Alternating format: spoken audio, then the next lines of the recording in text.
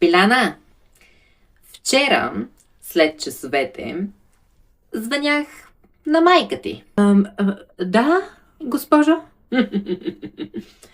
Биляна, госпожо, майка ти, случайно, нали?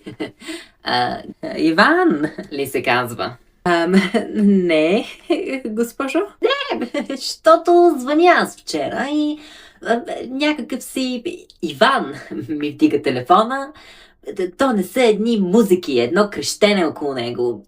Отговаря ми, кой си ти, брат? Викам, аз не съм нито брат, нито сестра ви. Аз съм класната на Биляна. Така, Биляна, нали? В този ред на мисли, другия път, когато ми предоставиш фалшив телефонен номер на майка ти, гледай поне да е на жена